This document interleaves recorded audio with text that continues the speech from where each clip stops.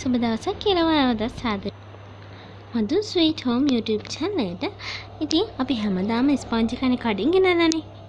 මම අද ඔයාලට කියලා දෙනවා ලේසියෙන්ම ගෙදරදීම කොහොමද ස්පොන්ජ් හදාගන්නේ කියලා. ඉතින් මම අද ඔයාලට කියලා දෙන්න මේ රෙසිපි එකෙන් පුළුවන් මේ ගාන ස්පොන්ජ් 8ක් හදාගන්න.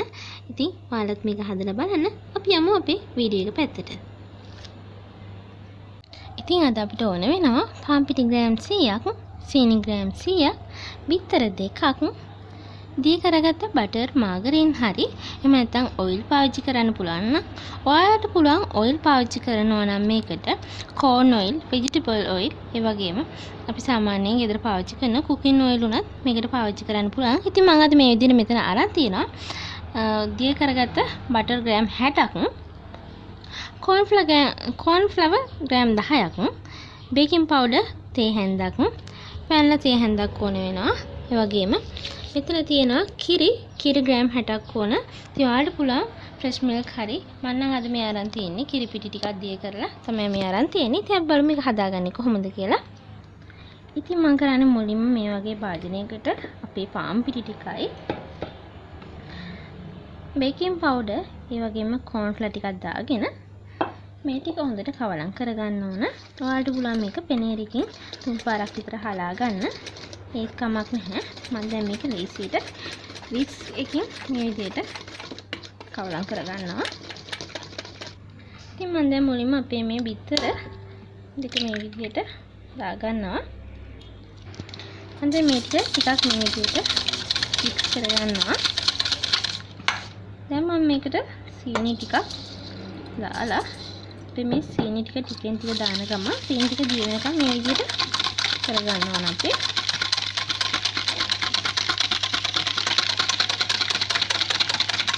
ඉතින් මේ විදිහට මම අපේ සීනි ටික ඔක්කොම දාගෙන ඉවරලා මේ විදිහට ටිකක් හෑන්ඩ් මික්ස් එකේ බීට් කරගන්න ඕනේ. ඉතින් ඒ වගේම ඔයාලා මේක හදන්න ගන්න වෙලාවෙම පටන් ගන්න වෙලාවෙම ඔයාලගේ oven එක සෙල්සියස් අංශක 175 විනාඩි 10ක් ප්‍රීහීට් වෙන දාන්න අමතක කරන්න එපා.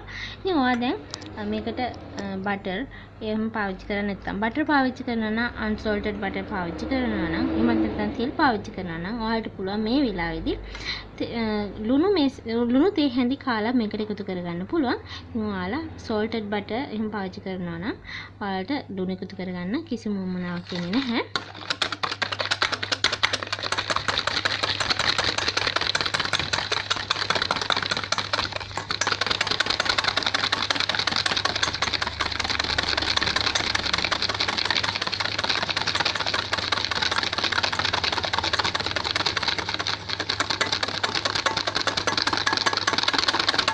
මම දැන් මේ මිශ්‍රණයට වැල්ලා තේ හැන්දක් එකතු කරගන්නවා.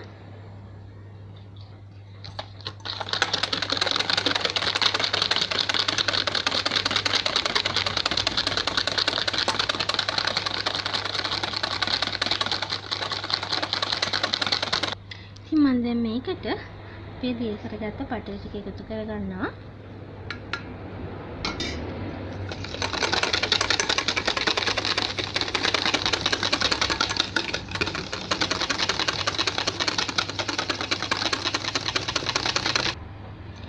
ඉතින් දැන් අපි දී කරගත්ත බටර් ඒ වගේම සීනි ටික හොඳටම දිය වෙලා තියෙන්නේ. ඉතින් මම දැන් මේකට මේ වෙලාවේදී අපේ පිටි මිශ්‍රණය මේ විදිහට ටිකෙන් ටික දාන ගමන් මේක ටිකක් හොඳට කවලම් කරගන්නවා. ඔයාලට පුළුවන් මේක ෆෝල්ඩ් කරන්න. එහෙම නැතුව කවලම් කරා කියලාත් එහෙම ගැටලුවක් එන්නේ නැහැ.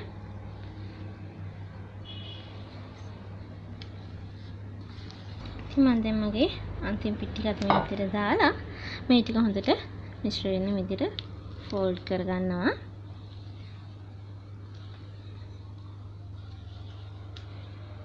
ඉතින් මම මේ විදිහට හොඳට අපේ පිටි ටික මිශ්‍රණයට කවලම් කරගත්තා.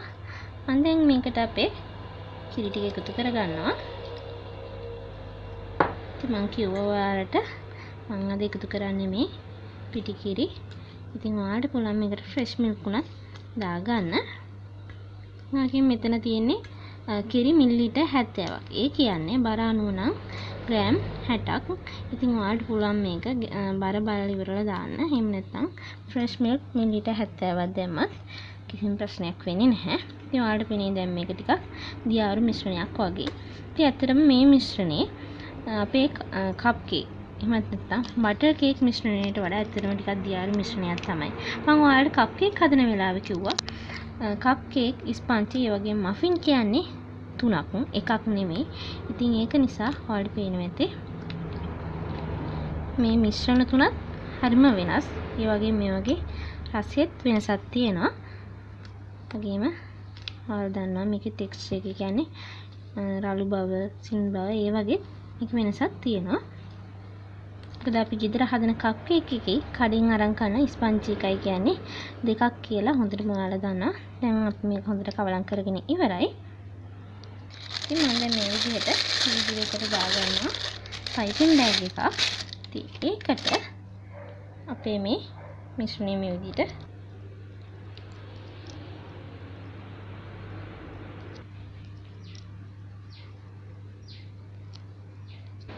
ඉතින් ඔන්න මම දැන් මේ විදිහට කප් කේක් ලෑනයන් ටික අපේ කප් කේක් ට්‍රේ එකට දාගෙන තියෙන්නේ. ඉතින් මේ තියෙන්නේ අපි හදාගත්ත අපේ බැටර් එක.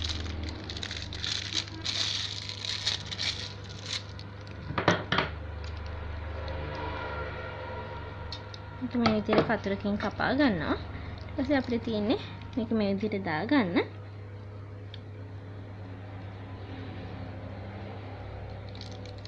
ඇත්තටම කප් කේක් ලයිනර් එකෙන් 4න් 3ක් විතර දාගන්න. කියන්නේ උඩින් ඉඳන් 4න් එකක් විතර ඉතුරු කරගන්න.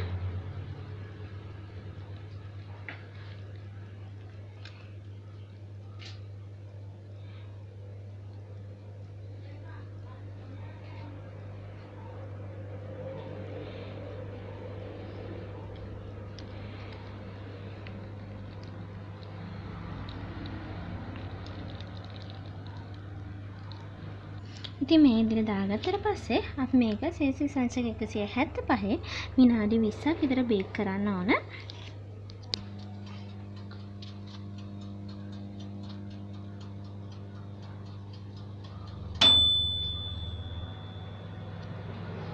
ඉතින් මේ තියෙන්නේ අපි අද හදාගත්ත අපේ රසම රස ස්පන්ච් ටික තමයි. ඉතින් ඔයාලට පේනවා ඇති මේක හොඳට බේක් වෙලා හොඳට ඇවිල්ලා තියෙනවා. ඉතින් ඒ වගේම ඇත්තටම මේක ගොඩක් රසයි හරිම සුවඳයි. ඉතින් මම ඔයාලට මේකක් හදලා පෙන්නන්නම්. මම ඒ වගේම ඔයාලට කිව්වා අපි කප් කේක් හදනකොට වගේ නෙමෙයි ස්පන්ච් වල හැම එකෙම ඉස්සෙනවා. ඔයාලට පේනවා ඇති මේ හැම එකක්ම ඉස්සෙලා තමයි තියෙන්නේ.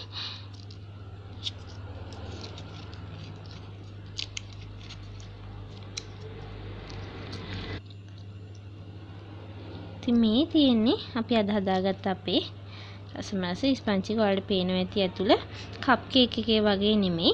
ඉතින් ඔයාලත් මේක ගෙදරදී හදලා බලන්න. හරිම රසයි. පොඩ්ඩක් එහෙම කඩෙන් ගෙනත් දෙනවට වඩා මේක ගෙදරදී හදලා දෙනවා නම් ඇත්තටම ගුණයි. මොකද කඩේව කොහොම හදනවද කියලා අපි දන්නේ නැහැ.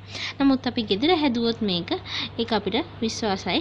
ඉතින් ඒක නිසා බය නැතුව කන්න පුළුවන් කෑමක් තමයි. තේ වෙලාවට එහෙම නියම කෑමක් තමයි මේ ස්පන්ච් කියලා කියන්නේ. ඉතින් කඩේ එකක් දැන් සාමාන්‍යයෙන් 12ක් වෙනවා. සමහර වෙලාවලට මේවා 20ට පවා තියෙනවා.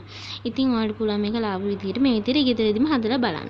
ඉතින් තවත් මේ වගේ කේක් වර්ග හදන විදිය අපේ channel එකේ තියෙනවා. ඉතින් ඒ වගේම මම කප් කේක් වල link එකත් පල්ලෙහෙන් දාලා තියන්නම්. ඔයා අපේ කප් කේක් වීඩියෝ එක බලපු නැති කෙනෙක් නම් පහළ තියෙන link එකේ ගිහිල්ලා කප් කේක් හදන්නේ කොහොමද කියලාත් බලන්න.